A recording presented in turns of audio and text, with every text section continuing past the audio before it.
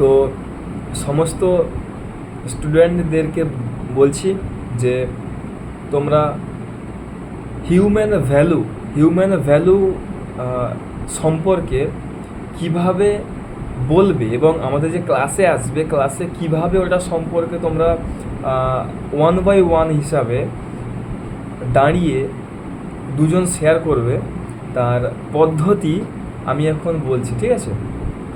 তো আমি লিখিয়েছি তোমাদেরকে বাংলা টপিকে, but don't use Bengali, okay? Only speak to English, okay? That time, not this time, okay? So human value are two types. Very listen. Hello, listen carefully, okay? Human value are two types. Number one, আমি যেমন যেমন বলছি তেমনই কিন্তু বলবে, একটা শব্দ miss করবে না। এই যে বললাম না নাম্বার ওয়ান, এটাকেও বলবে, ঠিক আছে? Okay, have you got it? তো human value are two types. Number one education, number two financial. কি? Financial, education or financial, okay? এডুকেশনের আন্ডারে আছে দুই প্রকার, ঠিক আছে? ওটাকেও ইংরেজিতে বলবে এডুকেশন আর টু টাইপস। কি বললাম? হ্যালো, এডুকেশন আর two types. Number one hard skill, number two soft skill. Repeat again, hard skill and soft skill, ঠিক আছে? তো হার্ড স্কিল কাকে বলে এগুলো আগের দিনে আমি লিখিয়েছিলাম, তাও আমি ফেস টু ফেস বলছি, শুনে জাস্ট 2-3 মিনিট সময় লাগবে, ঠিক আছে? ওকে। তো হার্ড স্কিল হচ্ছে যে শিক্ষা মানুষকে কর্মমুখী করতে সাহায্য করে তাকে হার্ড স্কিল বলে। কী বললাম? যে শিক্ষা মানুষকে কর্মমুখী করতে সাহায্য করে তাকে হার্ড স্কিল বলে। যেমন মাধ্যমিক, উচ্চ মাধ্যমিক, বিএ, বিএসসি, বিএড, এমএ, হ্যাঁ, এমবিবিএস, এই সকল ডিগ্রিকে বলা হয় হার্ড স্কিল। মানে এই সকল ডিগ্রি উপার্জনের পরে মানুষ কর্মমুখী সম্মুখীন হয়। মানে কি? কেউ জব করে, কেউ বিজনেস করে, এনি হাউ, ক্লিয়ার? এই শিক্ষার মাধ্যমে একজন ব্যক্তির ক্যারিয়ার তৈরি হয় 55%। কত পার্সেন্ট? 55%। এরপর আছে সফট স্কিল। সফট স্কিল হচ্ছে যে শিক্ষার মাধ্যমে মানুষের মনুষ্যত্ব বিকাশে সহায়তা করে তাকে বলা হয় soft skill. For example, personality development, attitude, time management, ego, এই সমস্ত জিনিস। যেমন কি যদি এগুলো কন্ট্রোল ক্ষমতা না থাকে তাহলে কিন্তু একজন ব্যক্তি সাকসেসফুল হতে পারবে না। কেন বলছি? ফর এক্সাম্পল, ধরো কেউ বিজনেস করছে, ভালো ব্যবসা করছে, ঠিক আছে? ধরো কেউ চেয়ারের দোকান করছে, চেয়ারের দোকান, হ্যালো মন দিয়ে শুনবে, কেউ চেয়ারের দোকান করছে, ঠিক আছে? এবার দেখা গেছে তার দোকানে 5টা কাস্টমার এসছে। তো সে কী করলো? 5টা কাস্টমারকে চেয়ার দেখালো এবং 5টা কাস্টমার ভালো করে চেয়ার যা আছে এপাশ ওপাশ উল্টে সব দেখলো। শত লাস্টে 5জনই বললো চেয়ার ভালো নয়, পরে নেবো। এবার আপনি ওকে যে আধ ঘন্টা ধরে চেয়ার দেখালেন, তারপরে যদি বলে ভালো নয় পরে নেবো, আপনার কেমন লাগবে? তাই তো, খারাপ লাগবে। এই বলে 5টা কাস্টমার চলে গেল। তাহলে আপনি কি মন দুঃখী করে বসতে পারেন? ব্যবসা করছি, 5জন এলো, দেখলো, একটাও চেয়ার নিল নি, আমি সব দোকান আজ থেকে বন্ধ করে দেবো। আপনি কি এরকম করবেন? নিশ্চয়ই নয়। কেন নয়? কেন নয়? তাহলে নিশ্চয়ই আমি দোকান করেছি, আমি এখানে পার্মানেন্টলি বিজনেস করার জন্যে। কেন এই এক্সাম্পলটা দিচ্ছি ভালো করে বুঝি। এটা আমাদেরকে ইগোটাকে কন্ট্রোল করতে হবে। আজকের আমি চাকরি পাওয়ার জন্য পড়াশোনা করিনি, সেলফ ডেভেলপমেন্টের জন্য পড়াশোনা করছি, নিজেকে শেখার জন্য, পরিবেশকে জানার জন্য। হ্যাঁ, ইনকাম সোর্স হিসাবে job most important in our life, ওটা আমাদের লাগবে, মাস্ট বি। কিন্তু চাকরি পাওয়ার জন্য পড়াশোনা করে লাভ নেই, নিজেকে জানার জন্য পড়াশোনা করতে হবে। সমাজকে ভালো কিছু দেওয়ার জন্য পড়াশোনা করতে হবে। যেমন ওএলডি ক্যাটাগরিতে যারা বিলং করে, সেটা আমি নেক্সট পার্টে আসবো। যেমন কি Mukesh Ambani, Bill Gates, Elon Musk, এরা সমাজকে এমন কিছু দিয়ে গেছে যার দ্বারা কোটি কোটি মানুষ এদের দ্বারা উপকৃত। যেমন কি মোবাইল এমন কেউ আবিষ্কার করছে যার দ্বারা তোমরা বাড়িতে বসে ভালোভাবে এডুকেশনগুলো শুনতে পারো, দেখতে পারো, ঠিক আছে, এবং মোবাইল থেকে অনেকে টাকা ইনকামও করে। সেরকম তোমাদেরকে সমাজকে কিছু না কিছু দিয়ে যেতে হবে। লাস্ট একটা ছোট্ট কথা আমি তোমাদেরকে শেয়ার করি। 100 বছর মনে রাখার জন্যে 100 বছর বেঁচে থাকার কোনো প্রয়োজন নেই। কি বললাম? হ্যালো, 100 বছর মনে রাখার জন্য 100 বছর বেঁচে থাকার কোনো প্রয়োজন নেই। 10 থেকে 20 বছরে এমন কোনো কাজ করে যাও, মানুষ তোমাকে 100 বছর মনে রাখবে অটোমেটিক। যেরকম আমাদের এপিজে আব্দুল কালাম স্যার অনেক কিছু দিয়ে গেছে আমাদের, যারা দেশ স্বাধীন করেছে, ক্ষুদিরাম বসু, নেতাজি সুভাষচন্দ্র বোস, তারপরে আমাদের সঙ্গে আরও বহু মহান মহাপুরুষেরা আছে।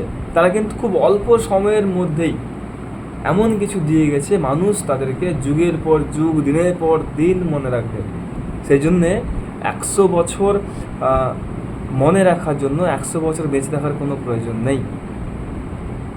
10 থেকে 20 বছরে এমন কোনো কাজ করে যাও যাতে মানুষ তোমাকে সারা জীবন মনে রাখে, ঠিক আছে? তবে উদ্দেশ্য আমাদের সৎ হতে হবে। তো এই যে কোয়ালিটি, একে বলা হয় soft skill. Soft skill is a basic part in every human people, ঠিক আছে? এবার আসি, সফট স্কিলের মাধ্যমে একজন ব্যক্তির ক্যারিয়ার তৈরি হয় 45%। কত পার্সেন্ট? 45% সফট স্কিলের মাধ্যমে একজন ব্যক্তির ক্যারিয়ার তৈরি হয়, ঠিক আছে? তাহলে এই 55, 45 টোটাল যোগ করলে হবে 100%। ক্লিয়ার? এরপরে আসি ফিনান্সিয়াল।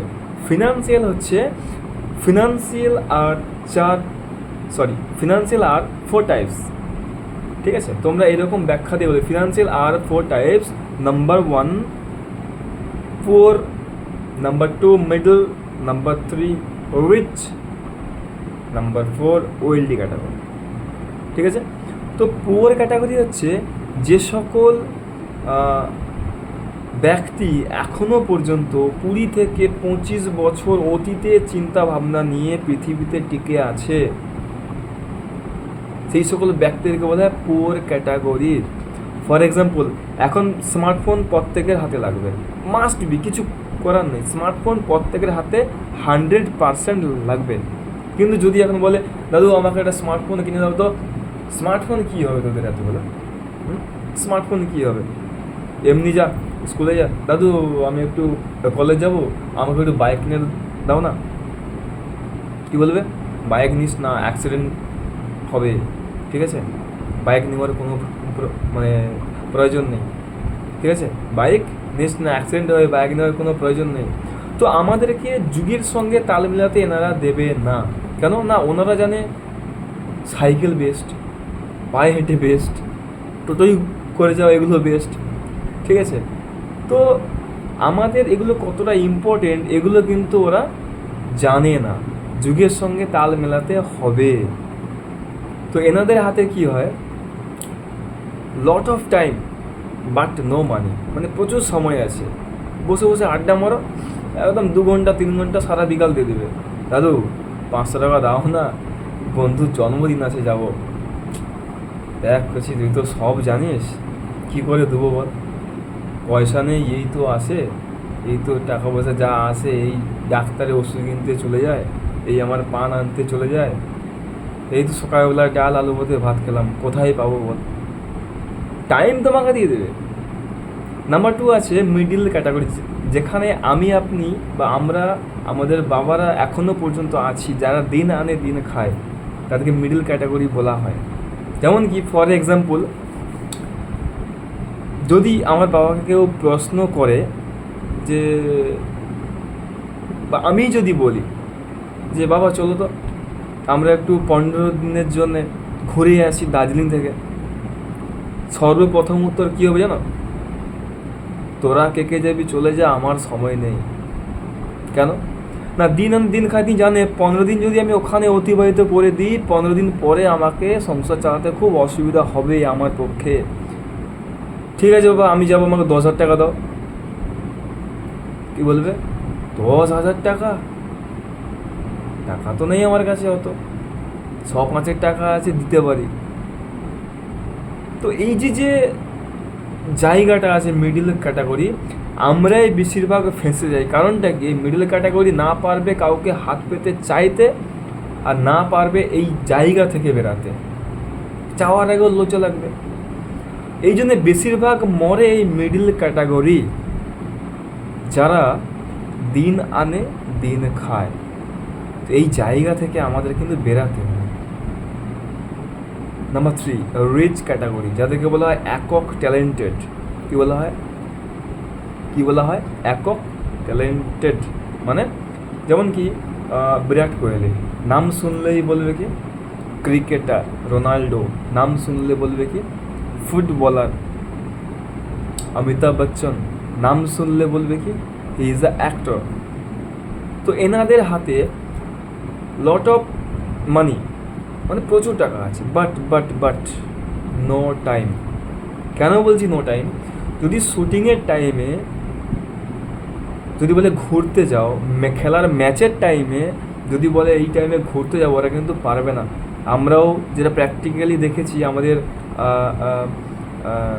যিনি ক্রিকেটার বেস্ট বর্তমান টাইমে, যাকে আমরা কিং নামে চিনি, কোহলি স্যার, ওনার বাবা যখন মারা যায় সেই টাইমে কিন্তু উনি ম্যাচে ছিল, ম্যাচ ছেড়ে কিন্তু বেরোতে পারেনি।